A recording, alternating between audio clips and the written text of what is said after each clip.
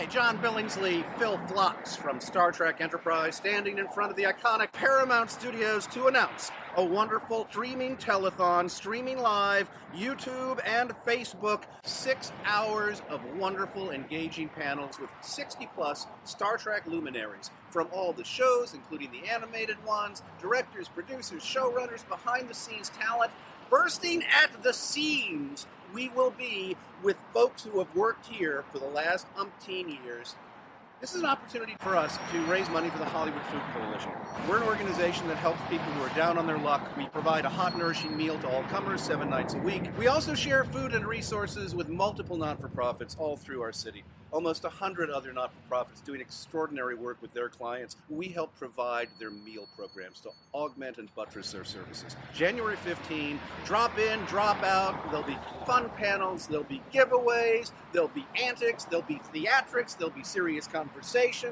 You'll have a great time. Tell your friends, share it on social media. Facebook, YouTube, live stream, January 15th, Star Trek, Paramount, me, car coming, don't get killed, getting honked at, must leave. Find out more at trektalks.net.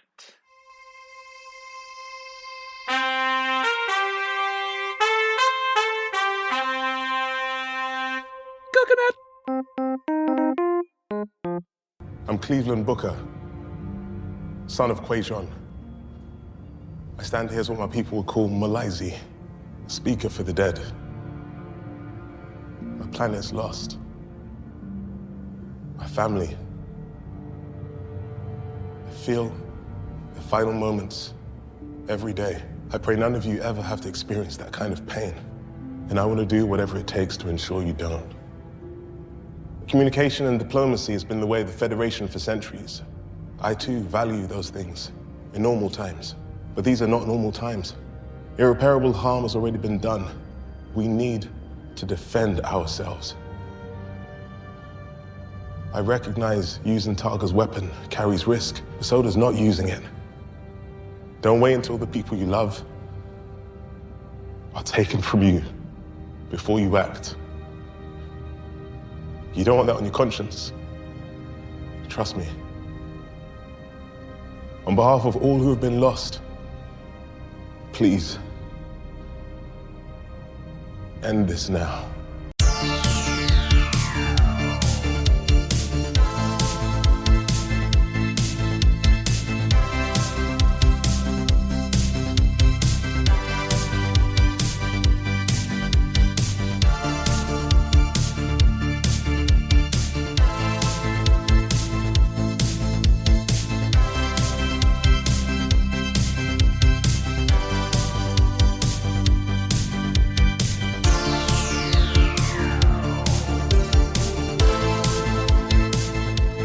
Welcome to Deep Space Pride, the gay Star Trek podcast. I'm one of your hosts, Johnson, and with me is my co-host, Mike Thurlow. Mike, how are you?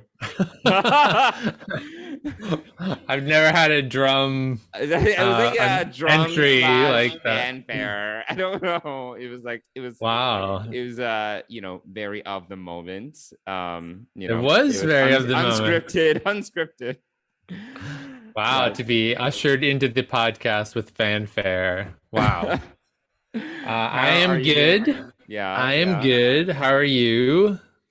I'm good. Well, I'm tired and I'm old. Now I'm officially old because I'm 40 now. Now you're 40 and I'm officially old. Oh, man. Yeah. And you're like, you celebrated 40. I'll take being back 40 if I could be in my present moment in life. How was your birthday? It was good. It was obviously a more intimate affair this year because we couldn't have like 25 people.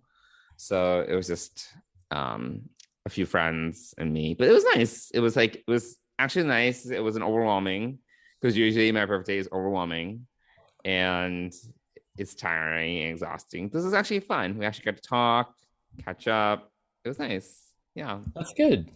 Yeah. So having been to your birthday party 2 years ago, right after we first met, that was very overwhelming. Your 20 closest friends and me Yeah. Yes.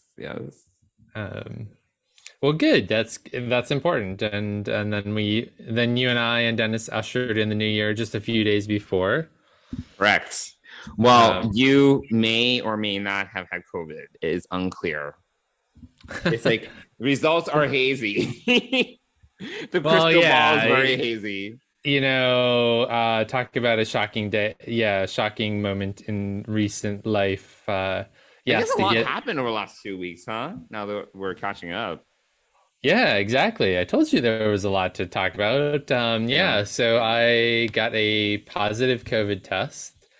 As I was preparing to go visit family for after the holiday and spend a few days up with them. And so I was testing every day because I didn't know when the results were going to come back, and I wanted to just stay on top of it day to day. And so my first test came back positive, and it did utterly changed my life. Change your life, goodness. For 5 days. I mean, being isolated and having to report that to work and having all of that, all the notifications go out about it. Yes, through Christmas night, I was quote unquote positive. And then Christmas night, I got a second test back. So I tested let's just say day one, I tested, I got a positive result. I had gone the second day because I didn't know when these results were going to be, and I was just going to keep up with it. Second result came back on the second test I took came back on Christmas night and said I was negative. Right. So then, you're like, what is this all about? What is right? Correct? Like, I don't understand. Yeah. I don't understand. And fortunately, Dennis had been testing every day at work, so he had been negative all along. And but we took my being positive seriously. And so then on Monday, 2 days after Christmas, I walked over and and you guys were like socially distancing in your apartment. Yes, we were socially distancing from the moment I found out that I was positive, because he also had to tell his work. So then that kicked in protocols for him. And so it was very so isolating by myself, in one part of the apartment, while Dennis and Hamish were in the other part of the apartment. Well, Hamish came to see you. yes Hamish traveled between the two, but we did some research, and dogs can get COVID too, so I didn't realize dogs could. So it was just really crazy. And then Christmas night, I got the second results, and they said negative, and we were like, what the heck? But we continued the protocol of staying isolated. And then Monday, I went and first thing and got a COVID, another test. And then Tuesday morning, it came back negative. And so we were pretty confident at that point that I was negative, and had always been negative, and that the first result was a false positive, so which is rare, but it happens. Yeah, I'm not to cast aspersion or anything like this, but the first place that I got the test, so all three of these are from the same company, so it's not, but different sites. Not to cast aspersions on the first site that I went to, but it was it was near Fordham University, so I'm thinking that either true human error, or someone knew that one of their friends was positive, or was possibly positive and needed a negative test to go home, and they just chanced it with my test. I don't know. What? Yeah, I mean, I don't know that, you make up stories, right? We always are making up stories. So I don't know, someone, or it was a mess up at the lab, who knows? But anyway, So I had about 6 days of isolation, and I was having like cold. It was a dark time. It was a dark time. It was a dark time. Yes. Well, you were also like achy, right? You were like kind of achy, and then afterwards, I was like, "Is it just because of old age?" Because of old age. Is it really? Just because of old age? I think. A lot of people are getting colds this time of year, so I thought it was, it's probably cold. I mean, New York So for those of you who are not in New York, we have a lot of hot water heat that is pumped through pipes, and that's how we get heat in these old buildings. And they really tend to, when they're going, you don't necessarily have complete control over how much they're going, and so they tend to dry out my sinuses, and so I did feel not great. So I kind of bought into the fact that I must be positive, and right. So that, yeah. So, but thankfully But I was all not. fake news. Fake news. It was all fake news. Yes. Fake so. news. So yeah, so that was the exciting part, and then after I got the second negative test, that was exciting. Exciting. Yeah, we went out to dinner with you, Dennis and I, and then we made plans to hang out on Christmas Eve, on New Year's Eve. Yes, we did. And there we go. Yeah. But over half of my time off was spent in isolation. I know, that sounds sad. Yeah. So, but so I have not yet. I haven't gone to the movies. The only movie I really want to see right now is Spider-Man. But I want to see it. I have avoided spoilers, surprisingly. Oh yeah, I've avoided spoilers too. I just haven't come up. Which I think it's crazy. I mean, everyone was talking about how long should we.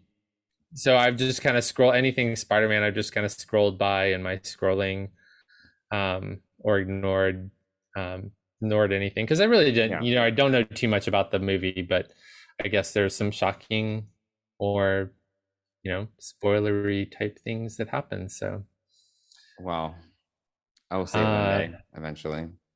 Yes, but yeah, that's life here, and now we're back to work, hitting the ground running in 2022, and now we don't have any Discovery for like 5 weeks. I know, it's kind of annoying, actually. It's very annoying because what we found out, we found out like basically like a week and a half ago or something. At this point, we found out 2 weeks ago. It was after episode 6, and then they announced, "Hey, episode 7 is gonna be the final one before a mid-season break." And we're like, "What the fuck?" Like, yeah, where did this come from? Yeah, and honestly, after having watched episode 7, which we will talk about in a moment, it's not exactly like cliffhanger, material. Like, the thing is, like, season 1 of Discovery, we got a mid-season break, I recall, right after, and that episode is one of my favorite episodes of Discovery. Like, that was when they blew up the Klingon sarcophagus ship, if you recall. Do you remember? I'm trying to recall. That was when I had to do the 133 jumps. Oh, right. Yes. Very intense. There's a lot going on. Stamets, like, they're trying to hang on. Like, Michael had to, like, distract the Klingons, and then they jumped into the mirror universe. And then yes. And that was a cliffhanger. That was a cliffhanger, yeah. And that was actually a good cliffhanger. The end result of ellipses but to connect was not really cliffhanger worthy in my mind. I'm like, book's gone, womp womp. Like, I'm like, all right, I'll see you in February. Like, whatever, fuckers. Like, so I don't know, whatever, it's fine. I feel like they needed to buy time. Picard's probably gonna be delayed. Like, they don't want to, for whatever reason, have 2 shows running concurrently. I don't know. Like, it doesn't make any sense. Like, I have no idea what they're doing. No, I think they're using Prodigy obviously as a gap filler. As a filler, yeah, it's like filler. But they also why I think they didn't run the first 10 episodes of Prodigy all in a row was because they had promised Discovery.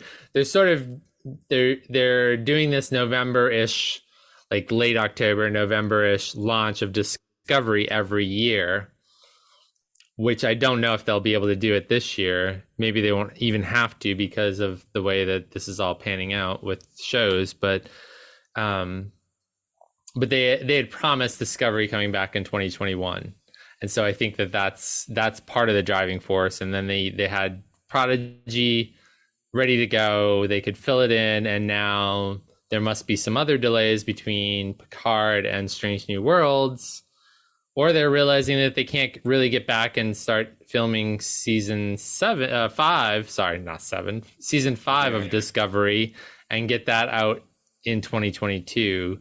So I think that's who knows. That's again, I can fill in the details in my head. I have a lot of great. I don't really understand the rationale behind. I just think that they're terrible at announcements, communication, and scheduling. They're terrible at all these things. They are. You're right. Yeah. Because the thing is, if it's a post-production issue, that's plannable. You can tell, right? You have very specific resources and bandwidth that you're allocating to a project. So we have production timelines at work, for projects, because you can figure out these are our targets, these are the resources we have available, this is what we can do. So they must have known before, if there are going to be post-production delays, they must know in advance that there are going to be those problems. So, hey, why don't you let us know? We're going to have a mid-season break weeks in advance versus, hey, right before the mid-season break. Tomorrow's episode is going to be the last one for 6 weeks. You know? It's just kind of silly. So whatever. This is sort of the theme of Paramount Plus. This is unfortunate. We've both been on the soapbox about this. I certainly have been on the soapbox about this. They are really horrible about communication, and this is another instance of them doing that. And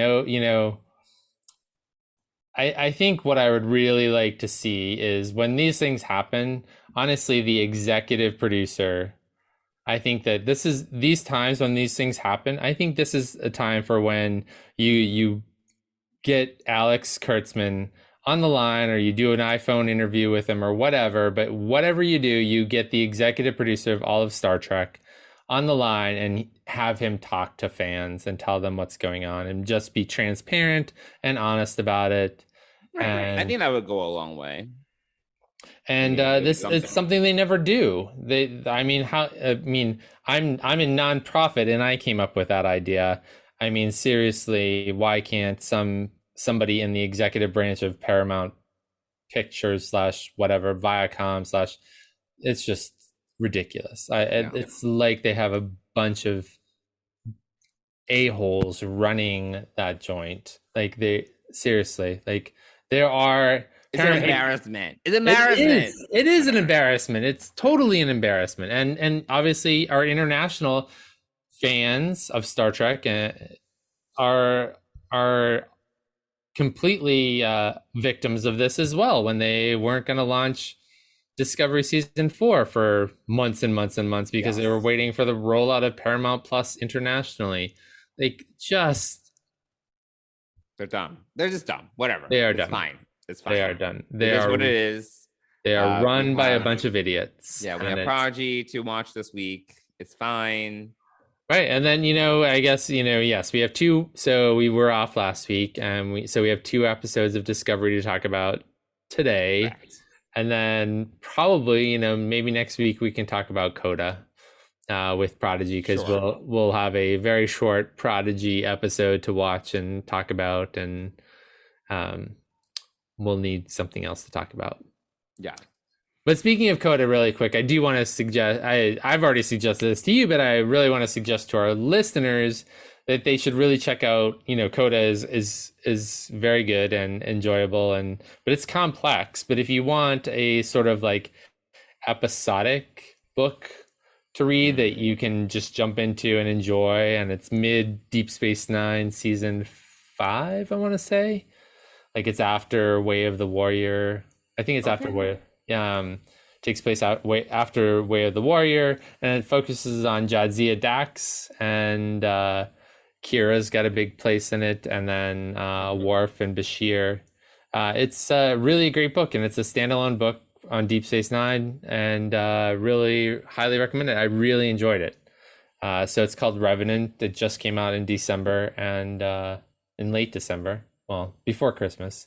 Okay. and I highly recommend it. So, if you're looking for some filler Star Trek that's new, definitely check that out. Because again, here's another thing: we don't have any no new Star Trek books until May, I want to say, which is really I kind of miss those one-off Star Trek books. I mean, some of the best Star Trek books I've read have been these like one-off books. yeah. So it's been a while. I would count this as one of them, and it's by an author that I didn't know, and I'm really curious how he he has a really popular trilogy, a space sci-fi trilogy that I can't think of the name of, but his name's Alex White, I want to say, and so he wrote this standalone, so new to Star Trek, new author to Star Trek, and so yeah. But then I think we've got a dry spell of any external, secondary, what is it? What word am I looking for here? The other marketing pieces of Star Trek print, print. What are you talking about? Besides the television aspect of this is the other stuff. The other. You're in PR, don't you know what I'm talking about?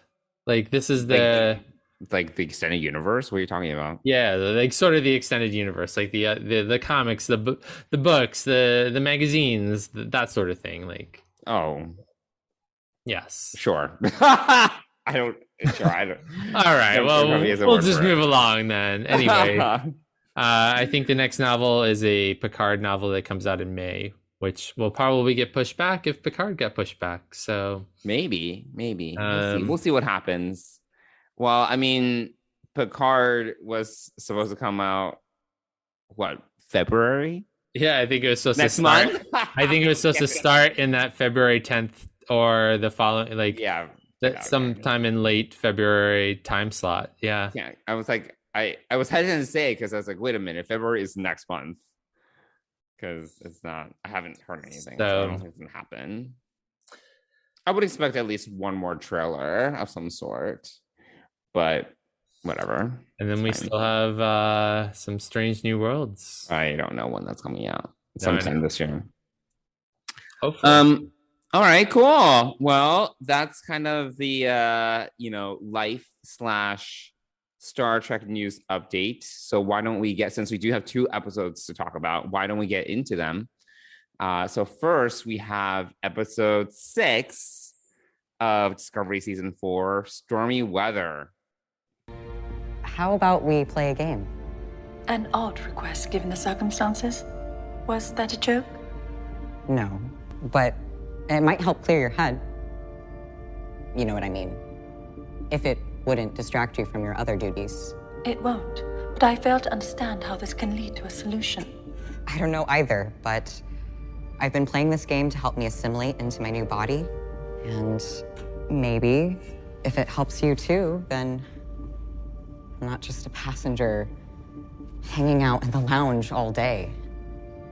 It'd be nice to feel useful. In that case, I would love to play.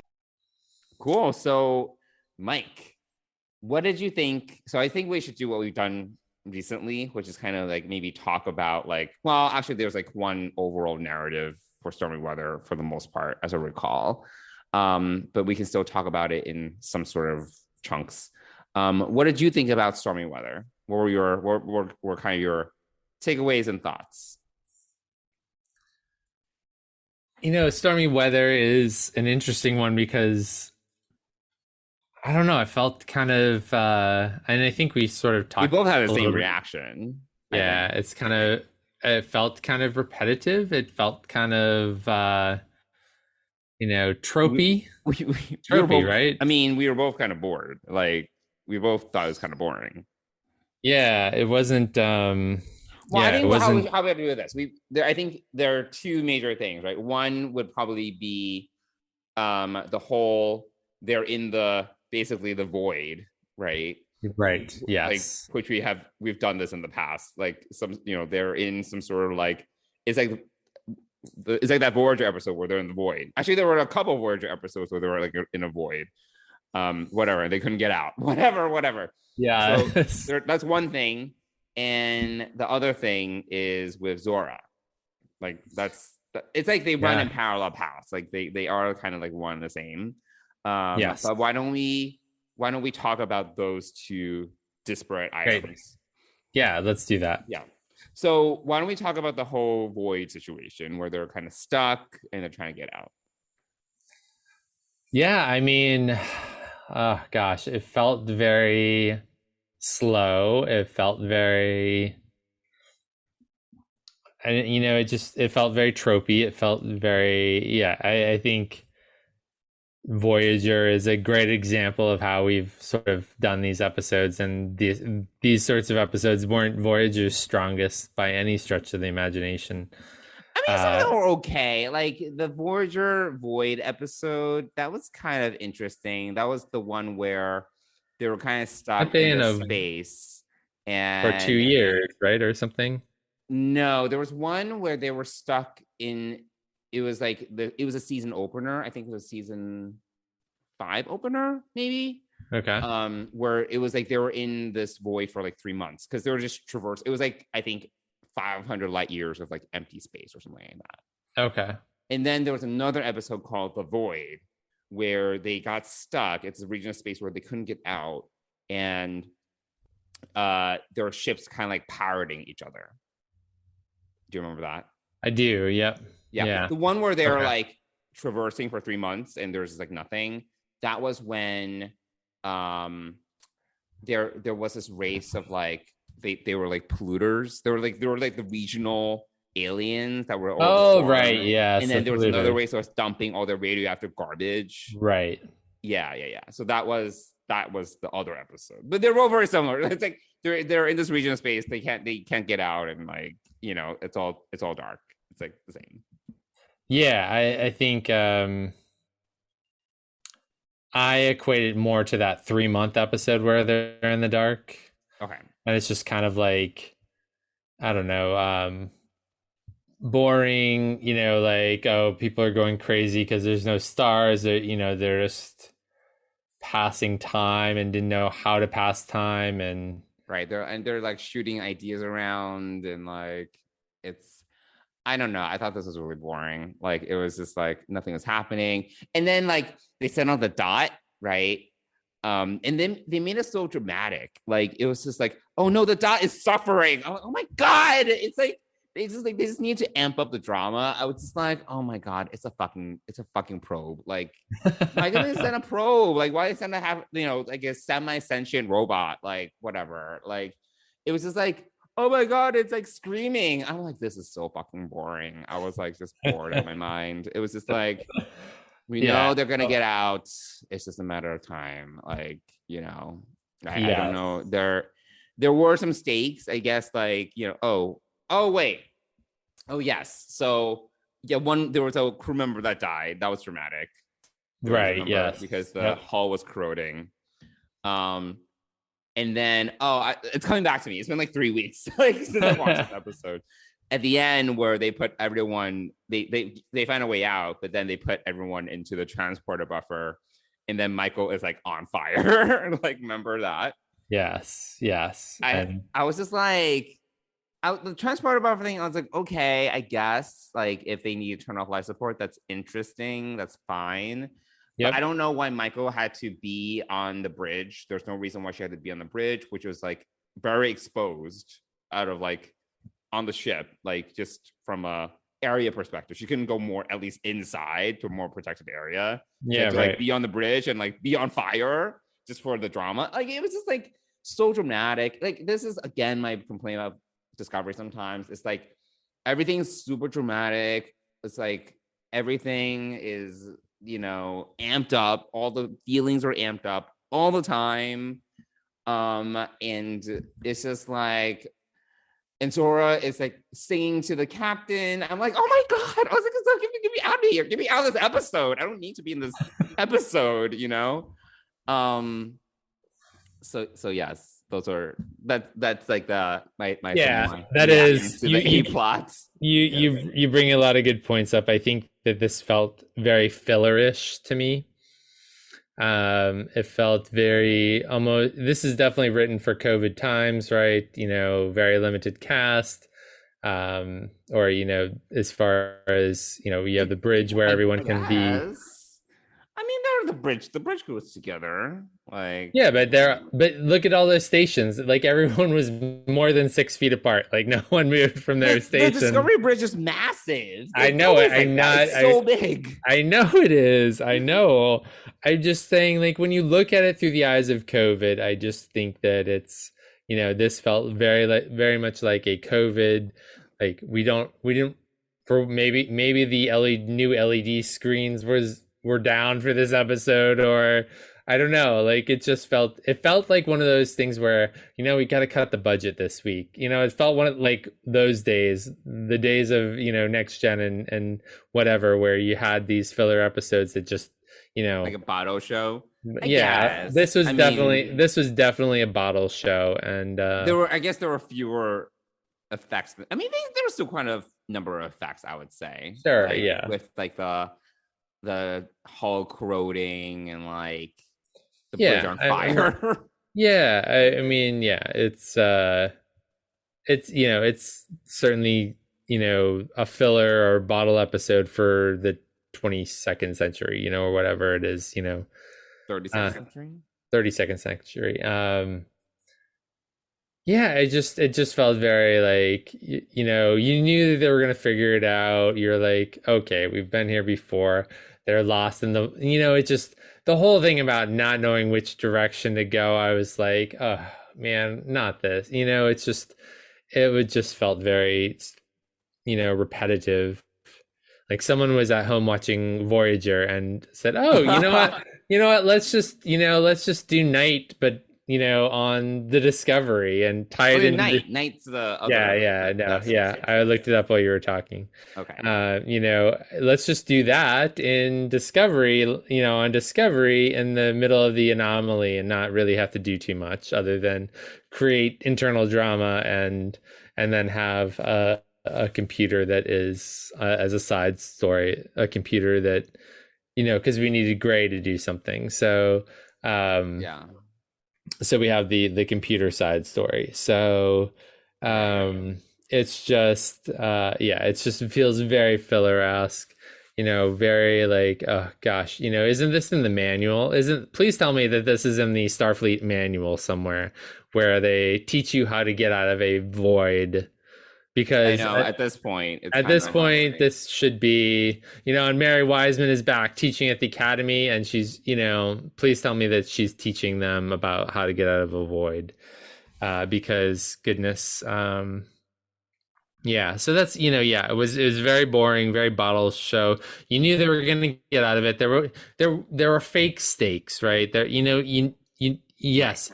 The only way that, they created any stakes is that Dr. Pollard saw Lieutenant or Ensign so-and-so get sucked out of the ship as the thing, which actually for half a minute, I really thought that we were seeing the end of Dr. Pollard. Really thought that was coming. Okay. Just the way, that we've seen other. They need the black characters. Yes, I'm not denying that. I'm just saying that the way that the way that they set up the episode where she was in sick bay talking with Stamets and Gray, and then she went off, and suddenly she's in the midst of this crisis of the hull corroding, and I thought, yeah, this is it. We're gonna say goodbye. She comes back, and now we're gonna say goodbye to her. That's what I mean. Thankfully, no, but man, you had me going there, Discovery, for like 2 minutes, thinking, for half a second, thinking that we were going to lose Dr. Pollard. Instead, we lose some faceless, nameless, rando, rando. That I don't remember the name at all. Yes. And in fact, dramatically, it would have been much more impactful had we lost Dr. Pollard. That would have been dramatic. Yes, that would have impacted Michael significantly more than an ensign would. That would have affected Culber, and also Gray and Adira. It would have affected all of them, and that would have upped the stakes quite a bit, right, from my perspective. But we Oh, didn't have and that. this was also the episode. It's been so long, but this we also complain about this. This was also the episode where they gave Owa, like, remember, like she was like, I need to go to engineering and help with Oh, is this? Oh yeah, this is it. Yes, we had and we were another like, wait, exposition. this is like exactly like the previous episode where they got Reese to like do something like random and like it's and then it's like some personal stake and it's like, oh, I have a personal story to connect to this, and I was like, what the fuck? Like, I was like, why are we doing this? It was like exact. It was like literally It was recycling the same like plot device. So like, we did it. We did it with. She didn't end up going to fix engineering or whatever it was. But no, and in fact, she acted so out of character. It was so unbelievable. Yeah, I was like, where's this coming from? I was like, this is awesome. It wasn't. You know, we got this with Reese. We got this with Ronnie Rose Jr.'s character, which I can never remember his name. Who? The communications commander. Oh, Bryce. Bryce, thank you. Oh, Bryce. Lord. So we got this with Bryce. We've gotten this with Reese. Now we've gotten this with Oo. You know, this exposition. Didn't Bryce also have like a suggestion in this episode? I feel like he had something, like he had a line. I don't remember. I don't even remember Owa's Owa, whatever her name. I mean, I just know it's Owasaka. Like that's so unusual. Well, yeah. But I guess she goes by Owo or Owa. Is it Owa or Owo? Owo, I think. Owo. Okay. I don't even remember her personal story because I was so incredulous. Like I was bewildered and incredulous that they did the same exact thing. Yes. Character detail by exposition is not an effective storytelling method in 2022. It was just such an eye roll moment. I was just like, oh my god, like whatever. Like and to have her act out of character in order to get to that. No, it really felt out of left field. Like it was. I was like, why is she all of a sudden like up in like Saru's grill and was like, let me help. And I was like, why? Where's this coming from? I just don't get. Yeah, exactly. Yeah. So we had that. So, you know, I think, so that just makes this episode even worse. And I like OO. Like, I really. No, it's great. Yeah. We've talked about this. We like the bridge crew. I just don't like what the writers are doing with the bridge crew by having them tell stories about their lives in order to involve them in the episode. Yeah. I just kind of just throwing them a bone. I'm just like, oh my god. I mean, Reese had to explain why he wanted to. Oo had to explain her behavior. Bryce's is the only one that actually made sense. Because he was like surfing, like he was talking about that. Yeah, the right? surfing. Okay, that one made sense because if you're looking at the waves and if he's looking across at the bridge and Tilly is showing the model of the waves and he sees that, he can make the connection that, hey, that's like waves on the planet I used to vacation with, and that makes sense. The other made more sense. Yes. The other stuff doesn't. And go back and listen to our previous episode about talking about Reese, because I think that we agreed that if they had focused the story on Reese instead of Michael and Book going to rescue these, or focus more of the episode on Reese going to save the colony, that would have made a better episode.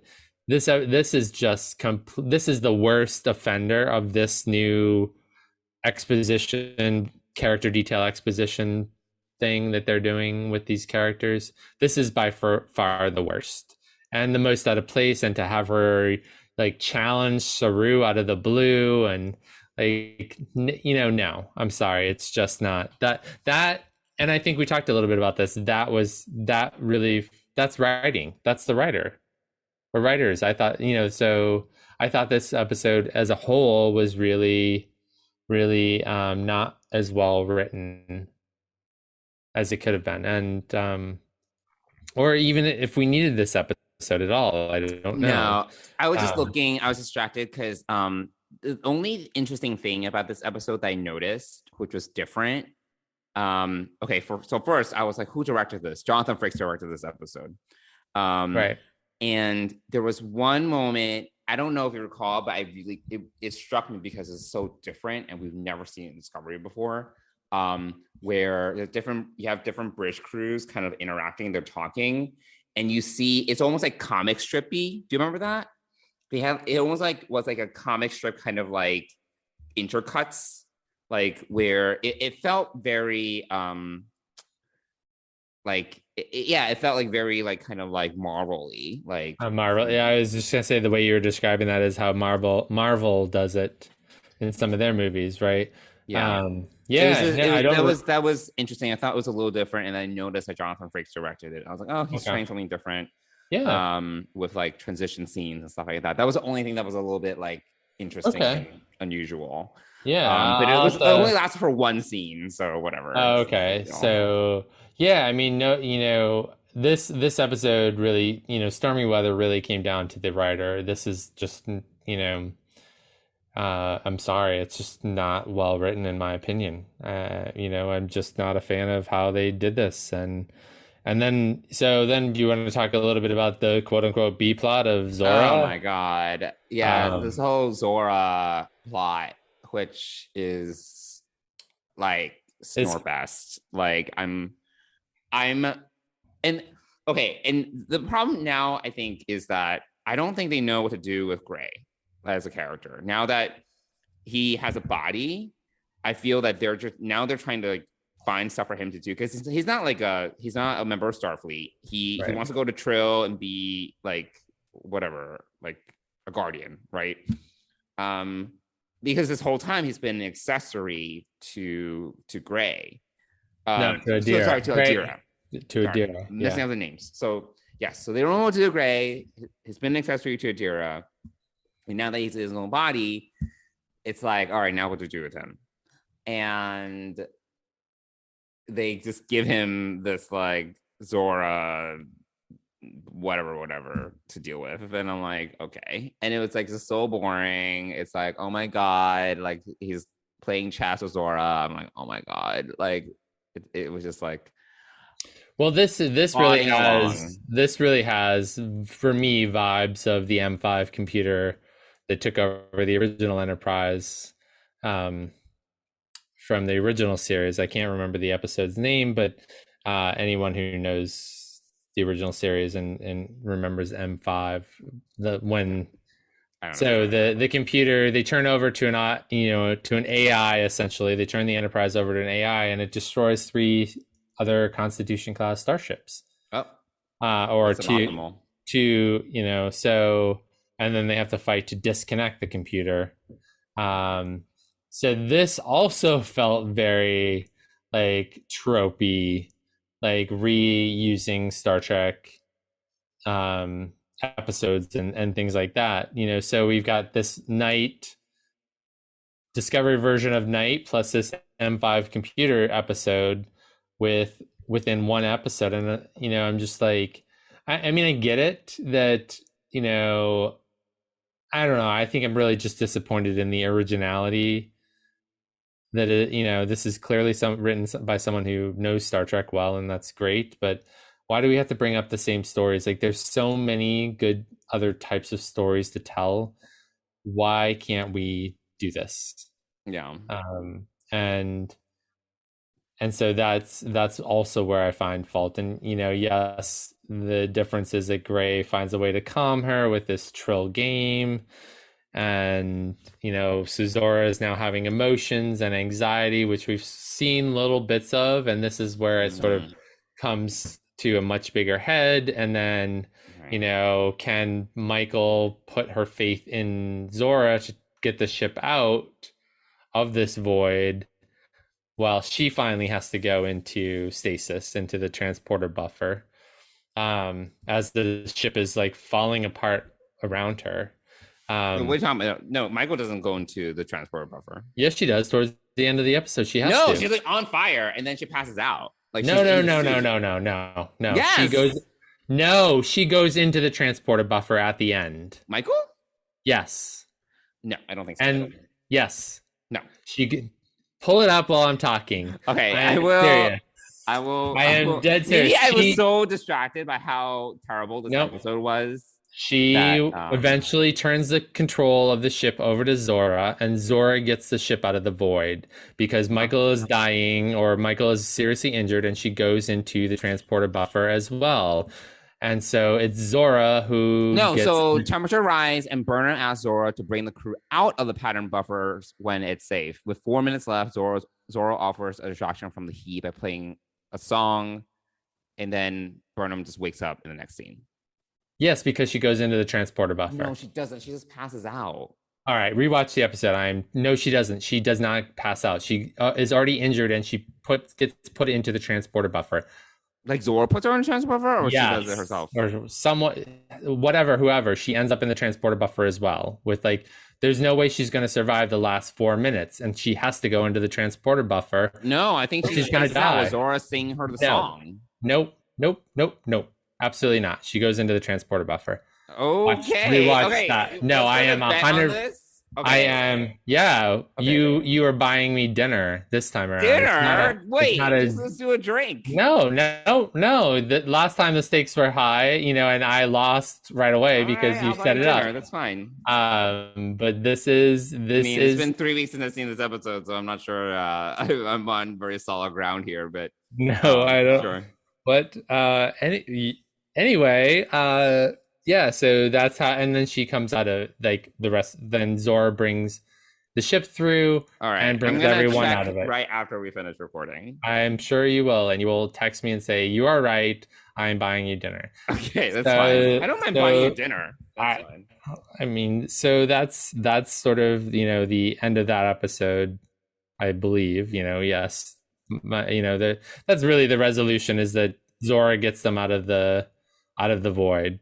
And that's it, and then the ship needs serious. Oh no! And then I'm reading Memory Alpha, and then Zora creates her own family tree. I'm like, oh my god, get me the fuck out of this episode. I was just like, and it's like the Discovery crew. I'm like, of course, yeah. It's just like so overwrought and cheesy and like overly emotional, and everything's just ramped up to ridiculous levels all the time. Like it's whatever.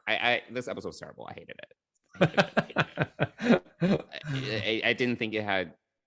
I think Jonathan Frakes. It wasn't an issue of direction. It was just like really like it was not, the material was not good. That's what I was saying. Yeah, it's not a well written episode, and it's very recycled. It's completely recycled, and it's a bottle episode for Discovery. Really.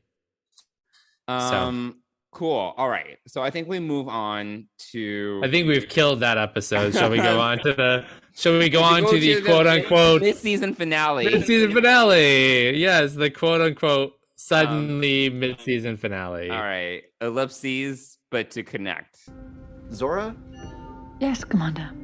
I know you mean well, and I know you value and respect Starfleet and us, but you could still prioritize your feelings over our needs and our captain's orders. Everyone on the ship is in a chain of command. That's the agreement we make to work together and keep each other safe. And you're not part of that. I would very much like to be. I was hoping you'd say that. Before you decide anything, might I offer a recommendation? Of course. However, my evaluation is now complete.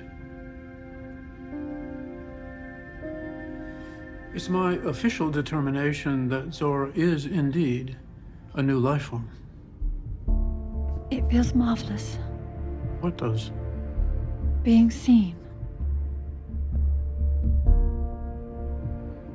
Then Starfleet's rule against integrated AI does not apply. Correct. So, what happens now? You said you had a recommendation. Yes. I was going to propose that Zora join us. Join Starfleet as a specialist. Unless... I think it is a wonderful idea. Were Zora to swear an oath to uphold Starfleet bylaws, and were Captain Burnham and Admiral Vance to agree, she would be bound by the same rules that govern us all. I'll give it my full support. Zora, do you want to join Starfleet? I would like that very much. All right. So what happened this episode again? So I just need to, watched like, this realign yesterday. my mind. Like, what happened in this Sure. episode? So we have Zora, who has unlocked where the coordinates of It's species like Sensi. Measure Man Part 2, whatever. Yes, it is. So we have the computer refusing to give us the coordinates. We have And then the Federation. meeting. Yeah. Federation and non-Federation council meeting. Yeah, everyone's gathered, as many planets and from all the quadrants, as they say. Whoever wants to be a part of this discussion on what to do about the DMA. So we have that. Then we have sort of a C plot, is this whole thing with Tarka, my favorite, not favorite, asshole of the year award, and Book, I guess.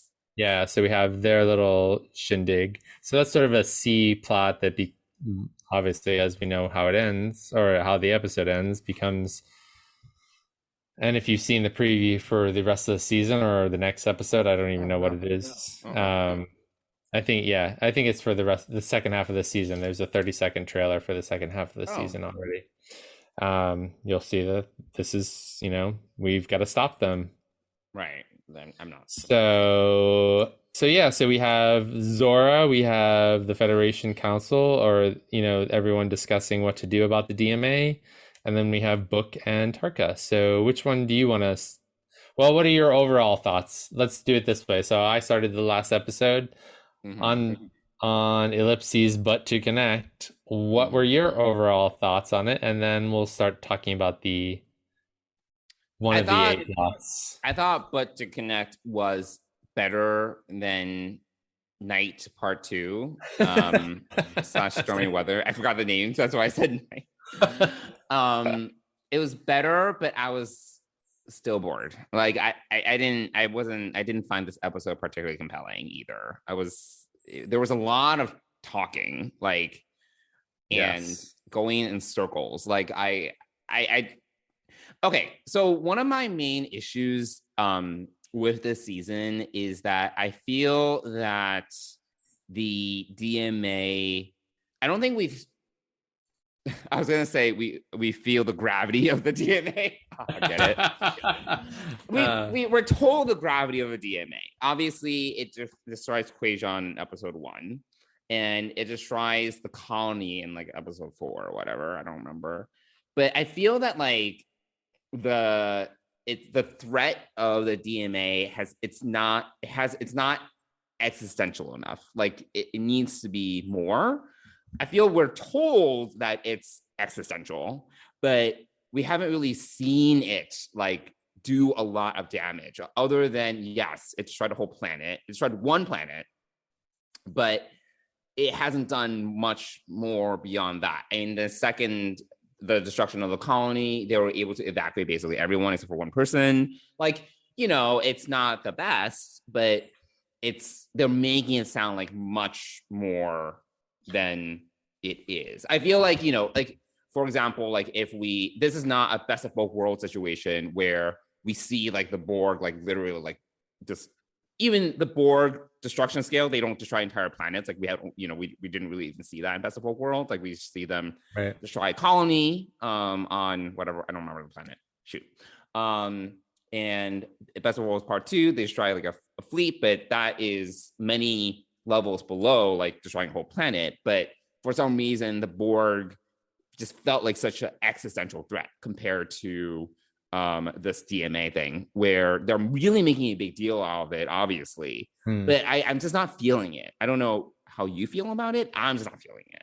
Well, I think, as you were kind of describing it, and we did learn that, it destroyed Quajon in episode 1. And I think to be a little bit crass, they blew their load on the first episode. Right. And then it just, and then it fizzled out. It would have been, I think it would have been better to have build up to it a little build up to it a little bit more and give us some oh, what's going on here? What's that? And not knowing, and then ooh, what's that? Like almost like it could have done the colony second, like, ooh, what is this thing? It's doing something to space, maybe a ship gets stuck in it or something, and we sort of start to explore it, and then the next one is the colony, and then we lose Quajon. That would have been a ramp up of existential qualities, because we're like, oh, it's curious, I don't know what it is. Oh, it killed this colony, we had to evacuate it. Oh, it just killed Quajon. Instead, we start with this big bang, which causes a lot of drama between Book and Michael, but it doesn't really cause a lot of drama outside of that realm, really. Because we've been talking about the DMA a lot, but we haven't seen much of it. Yes, and suddenly it disappears. It disappears in episode 5 or whatever, and so we suddenly realize that it's got to be artificial, and so it's just the order of events is a little bit out of place here. And I think that now that once it disappears, and you're like, oh, we don't know if it'll ever reappear again. We don't know where or how or when. Then we get very like. Then it just creates this like question, like, is it really a threat anymore? The value of it, I think, has gone down, and we sort of rely to go back to episode 1 on the destruction of Quajon as the thing. And I think they probably did that because they're really showing the slow burn of, excuse the burn reference, but the slow burn of Book's like hatred and anger and grief and all those feelings. Like they're showing that process of grieving for him, and now we're in the anger phase, and now we're gonna now we're throwing away our relationship with Michael because we're on different sides of this now, and I want to kill it, and she wants to find out more about it. Like this whole now we've got now we've really made this about an interpersonal drama, and Michael's going to have to choose, and Book's going to have to choose. And now that I say all of this, we go back to that first or second episode, and we're like, who's she going to lose that really is going, like, who's going to die that's really going to affect Michael? And I'm wondering now if the person who's going to die is actually Book. And that's what I just came up with as we're talking. I've not thought of this up until now, but I don't think we're going to lose like Reese or, Owo. We're going to lose someone who's really significant to Michael and really affect her and have her faith shaken, maybe, perhaps, but I think that though, yes, I agree that we really haven't built this, the way that they've built up the DMA, and then suddenly it's gone, and now we're still trying to figure it out. And now we introduce this other character, Tarka, which I hate, obviously. And hate is not strong enough a word. Goodness. Like I would like to throw him into the sun level of hate. I thought he was less annoying in this episode. I mean, like, and then we got like that moment where it was very out of left field where he's from a parallel universe. I'm like, what? Well, he's not from a parallel universe. He and his partner, like, so again, I don't really like the caginess. I'm not really liking the caginess around my friend. We'd meet in another world. Like, that is bullshit. I'm calling bullshit on that. That's bad writing from my perspective. Like, why he's willing to burn down, like blow up and use a weapon that has been banned throughout the Federation. And Lorca wasn't exactly. Lorca was like willing to do whatever to get back to his universe. True. Yeah, no, but this, it's just this character is, completely selfish and wants to get to this parallel universe where he and a friend, quote unquote, agreed to meet should they ever get separated from being both scientists in this Emerald Chain lab. So if your friend is like your lover, which it seems like it is, because who are you're gonna do all of this for? Just a friend? I mean, come on. Like, I just really hate the vagueness around this, and I think it's a really bad writing moment for this, but it doesn't make me like him any less or more. It didn't make me. No, I mean, I was just like, I don't like him any more or less. Like it was just like, it was just a moment where he was like a little bit less annoying.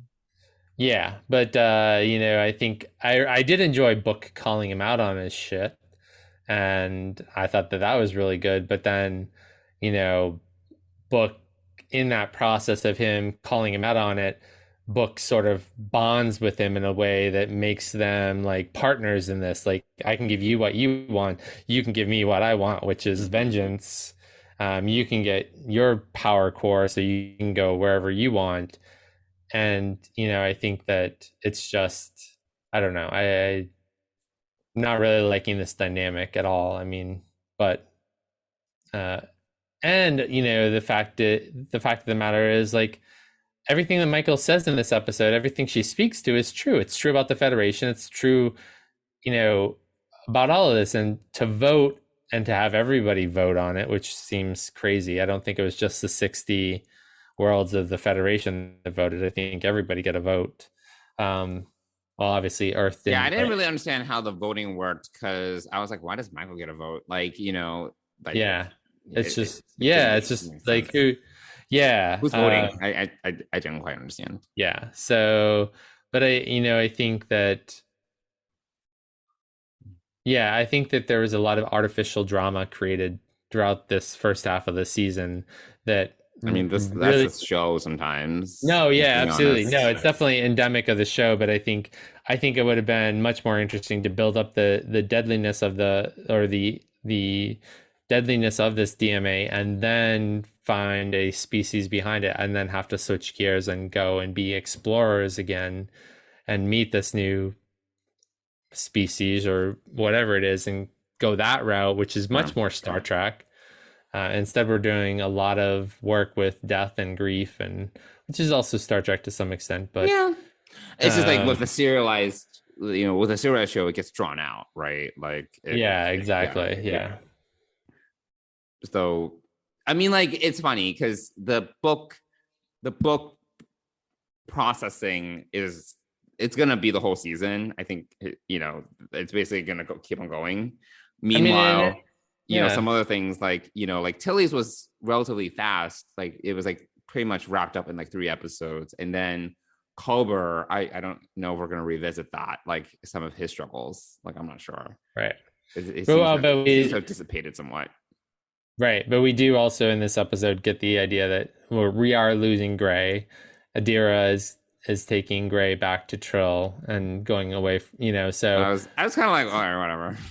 Yeah, so I mean, that's sort of the closure that you mentioned very, very well when we were talking about the previous episode. You were like, you didn't actually jump ahead. You were kind of living in the moment of, well, here's Gray, he's helping out Zora, but because he doesn't have anything else to do, what's going to happen to this character? And then by the end of this episode, but to connect, we know what's going to happen. He's going back to Trill, and Adira is taking him back there. So we do get that kind of ending. But also, we have... I shed no tears. It was fine. No, I think, again, we're shedding characters because I think we have too many characters. There's too many characters.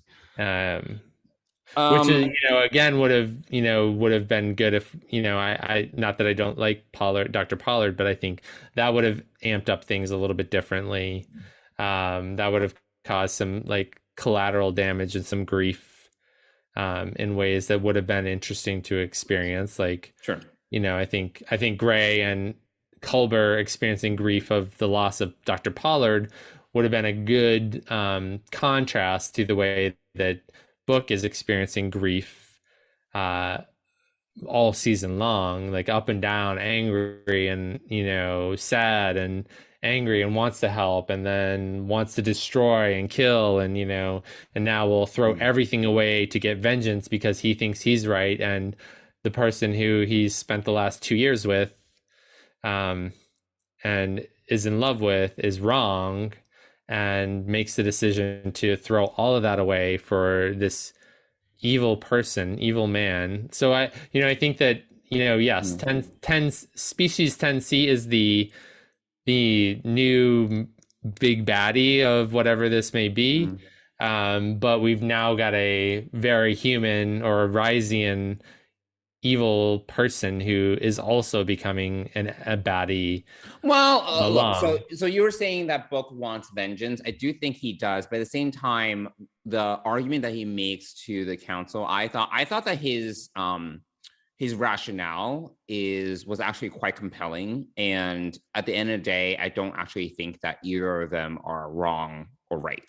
Because his objective is not so much to get vengeance on Species 10C, but to destroy the dark matter anomaly, to prevent it from destroying any future planets like what happened to him and Quajon. So it's not a matter of vengeance in this case, at least the way that he articulates it. And that's why he got some people to kind of agree with him. It's to look, the time is not to be diplomatic. The time is to take action, because by the time we start talking to Species 10C, who knows what else is going to happen? We don't want another Quajon on our hands. So I actually thought that was a very compelling argument. And I think that what is actually more interesting to me is that there is not a perfect answer here. Obviously Michael's concern is there might be blowback to destroying the dark matter anomaly. They don't know what's going to happen. But for Book, it's okay, we'll figure out the consequences later. I mean, the more immediate threat is this dark matter anomaly. And, that's what the danger is right now. That's the clear and present danger, So I actually thought that, I don't actually mind that, that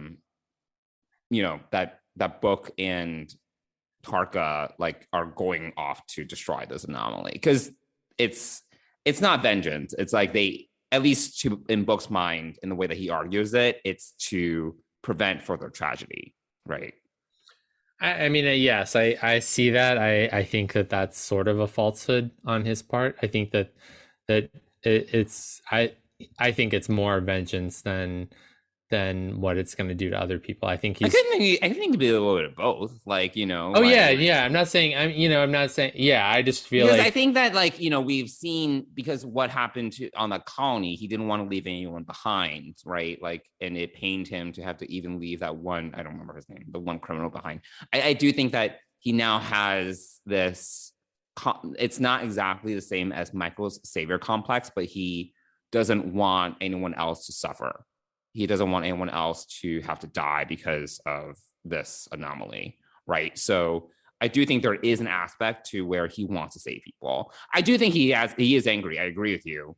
But I think it's not necessarily black and white. I think it's a little bit of both.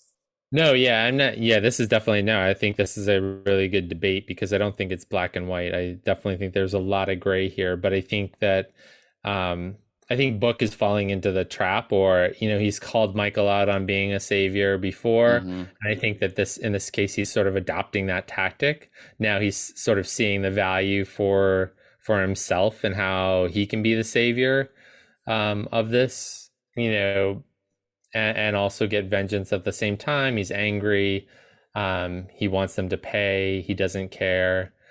I think that there's a lot in that. So I think that it's interesting, because I think Michael, we've seen over the last few episodes, Michael's maturity is growing as a more thoughtful captain, and now Book is sort of inhabiting that savior complex paradigm of that she used to do, and she's realizing. I actually think that she's realizing that there is. She's going the right direction for a Starfleet captain and a member of the Federation, and I think that I think this will be a good example for her to see how in the past, or and even in the future, that she can't be that savior anymore, and she's probably going to have to come to terms with that. And I think that, going back to what I said earlier, I think that the Book is going to be the casualty of all of this. Sure. Which will definitely affect her in multiple ways, but I think also I think this will be an opportunity for her to say, he's chosen his path, and I'm really upset and sad to lose him, and I can't save him. Actually, that's, the more I talk about it, the Maybe, more, yeah.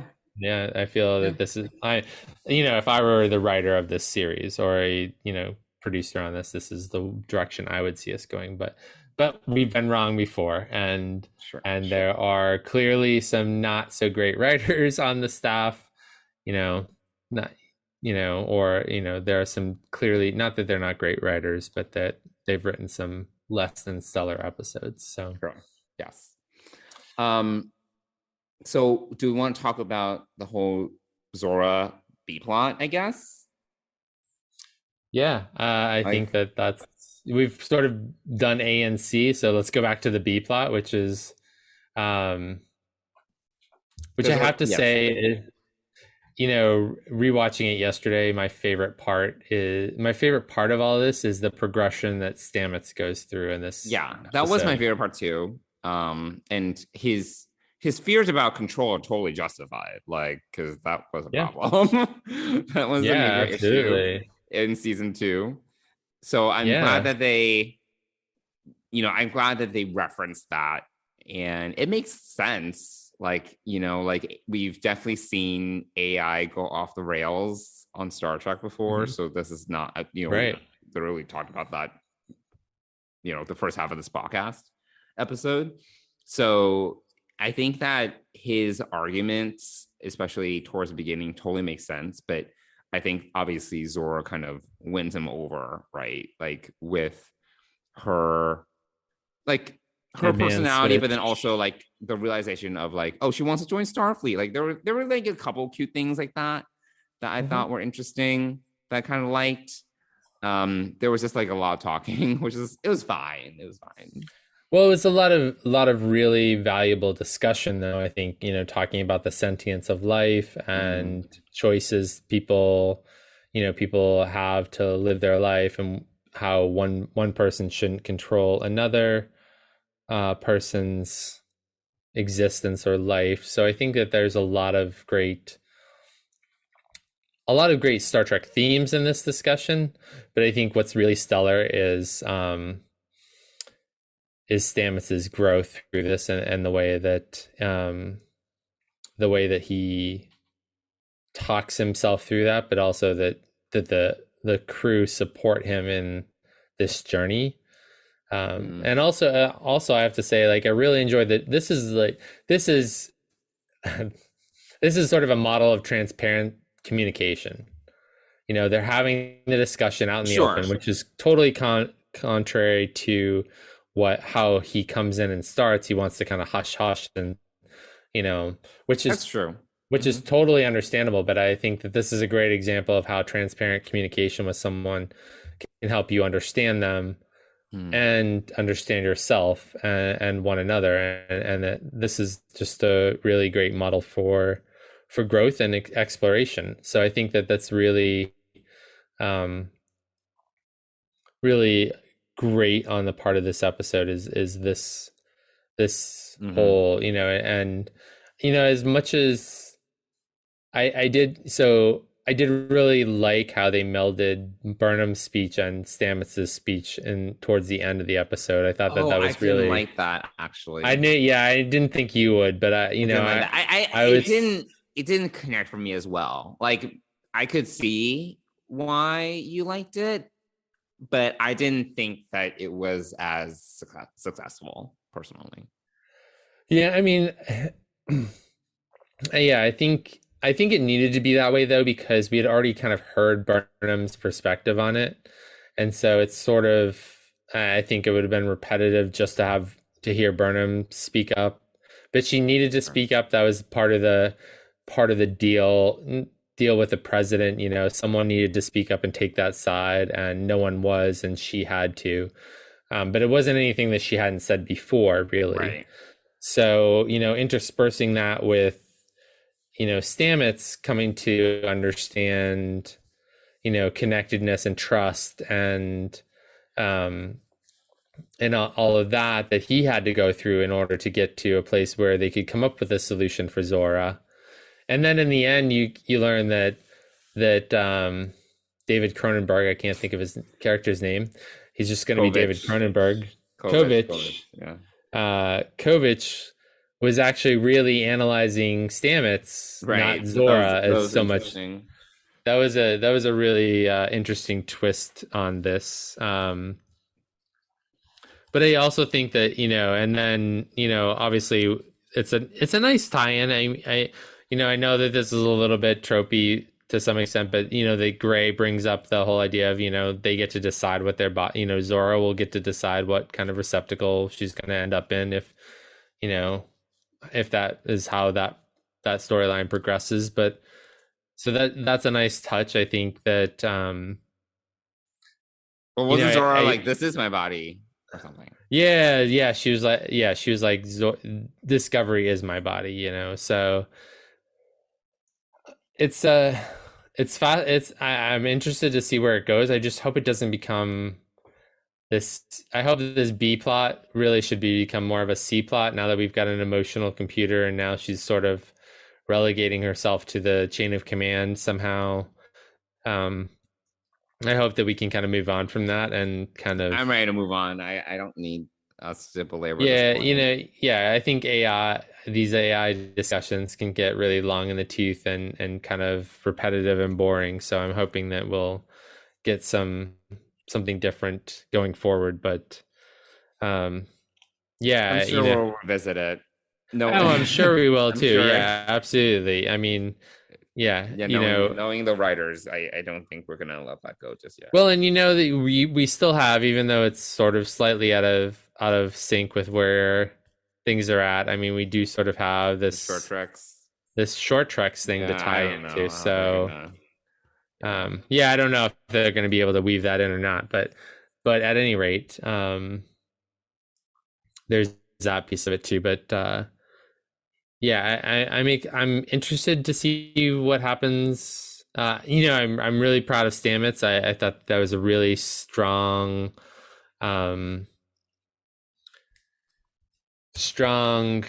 character arc for him to go through.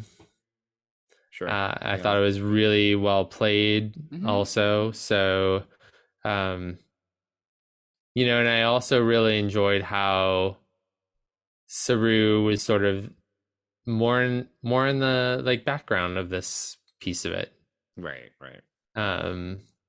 So it's I liked having Saru there, but his presence. It was mostly on Stamets, like that. Yeah, it was really on the star of that plot line. So yeah, and I thought it was really well done. I really, so that part of it I enjoyed. Am I tired of the Zora storyline at this point? Yes. Like, let's just, Yes, I'm ready to. Let's get back to human on human interaction and have some crew building experiences. Which, if you see the 30-second clip for the second half of the season, you'll see some crew moments, which I think are good. All right. So we'll see what happens, but I think we've beat Butt to Connect to death. I think we talked most of everything. The Federation president continues to put Michael in the situations where, I don't know, like, continues to rely on Michael and put her in these positions where she's playing a really pivotal role, despite what she said to her in episode 1. I know I brought that up. Yeah, but I think if you look at it, the progression of Burnham through this season so far has been really has gotten better and better. She's gotten calm. You mean with the president or just her character? I think with the president, but with her character as well. I think she's sort of settling into this more diplomatic, this more Picard style and captain versus a little bit versus a Kirk style. We did say at the beginning of this season that she still lets her feelings kind of like, it's still very out there and it definitely affects her. But I do see what you're saying. Yeah, I think she's becoming more of a Picard, and the Kirk part of it is kind of going into the background a lot more. So that I'm enjoying. I think that I really don't I enjoy, and I really like that this dynamic between the two of them. I think that showing women in power running the Federation and running, the Discovery, I think is really powerful stuff. And we have really a lot of strong female characters in this show, and I think that that's great. I think that's I do enjoy it. I just think that there was a bit of a disconnect because, again, I don't want to repeat myself because I already talked about this in the last episode, but it's like President Miller didn't trust her, but then she immediately puts Michael into these situations where, things hang in the balance because of Michael, So I think like if there was like a more gradual it's almost similar to what we were talking about with the DMA. I feel like, we had to have this like antagonistic moment in episode 1. And then I feel like there was a 180 without, I feel that it was a gradual progression of some sort versus like President Miller immediately putting Michael into these situations. It would have been better. It's just like, sometimes I just kind of get whiplash from Discovery, it's just like things just like go, like it's very much like actually what along the lines of what President Miller said. It's like a pendulum. Like sometimes it's like it goes to very much extreme sometimes. And it doesn't, I don't know. I that's another issue I have with Discovery. It's sometimes it's just too much on the extremes. It doesn't need to always be like everything's on the extremes, like whatever. Yeah, I think you're right. I think that it focuses on the apexes of the pendulum and not in the part in the middle that's a little bit more balanced and those moments are rare, but I like them. It's like the Tilly thing where like, she's in this place where she doesn't know what to do, and like she needs to discover herself. Those are really great. And I feel like we need more of those moments and character moments and plot moments, but instead we're just like, I don't know, we're just like all over the place sometimes. So anyway, I think we're done talking about these 2 episodes. I think we're good. I think so too. So cool. Next week we get to have a little lighter discussion around Prodigy. Yes, and then we can have a coda, which is a little. We can talk about coda. Yeah. So why don't we give a shout out to our sponsor, Fansets? Yes, please do, Mike. So Fansets is our sponsor and also the Trek Geeks podcast network sponsor. And it's been a while since I've had to do this promo, but Fansets has got over 400 licensed Star Trek pins to choose from now. And the new releases at the beginning of this year and this month are a Star Trek Discovery series logo pin, as well as a farewell pin for Nichelle Nichols Uhura.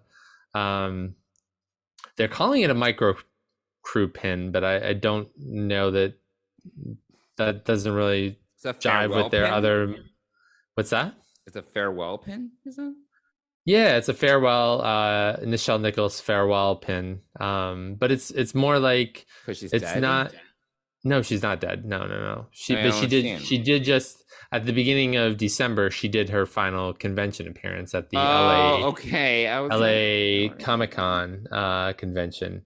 So it's slightly different. It's not a Woman of Trek type pin. It's got the Enterprise, the original Enterprise, and her uniform from the original series, with her earpiece in. So it's a nice looking pin, and they're calling it a farewell pin. So, but it's also called a micro crew pin. So I don't know, but anyway, go check those 2 new pins out. I'm sure that they've got a whole lot more new stuff coming out this year, which will be exciting to see, as well as continuing the series 3 of the Women of Trek. You have Dr. Gillian Taylor from Star Trek 4, and you also have Janice Rand as well, from the original series. So head on over to fansets.com. Actually, and they still have the holiday pin from this year of the Discovery and the Wreath. So get that so you can hang it on your tree next year. Thank you for giving me one. You're welcome. It went into the box. I didn't throw it in the garbage. So no, it did not go in the garbage, you liar. No, It no, went it didn't. I'm saying it went into the box, not the garbage. Not the okay. Yeah. Yes, it went into your Christmas ornaments box Correct. for storage. Correct. Excellent. So head on over to Fansets, put a bunch of pins into your cart. If you spend more than $30 in the US, you're going to get free shipping. And if you use the code DS Pride, all one word, in caps, you're going to get 10% off your order. And we want to thank Fansets for sponsoring Deep Space Pride and the Trek Geeks Podcast Network. Thank you, Fansets. Cool. All right. Well, that does it for this episode. We would love to hear from all of our listeners, however many of you there are. So you can reach us on social media, on Twitter and Instagram at Deep Space Pride. And you can also email us at deepspacepride@gmail.com. There we go.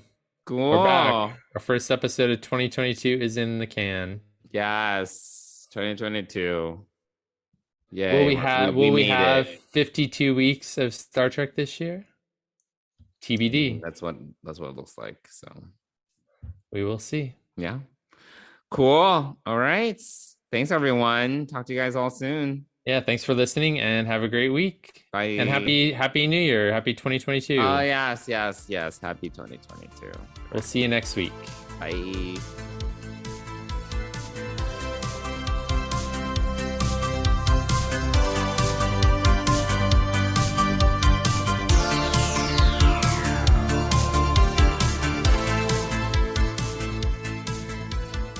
Deep Space Pride is a production of Coconut Media Works. Executive producers Bill Smith and Dan Davidson. For more great Star Trek discussion, discover the other shows of the Trek Geeks Podcast Network at trekgeeks.com or find us in Apple Podcasts, Spotify, or your favorite podcast app.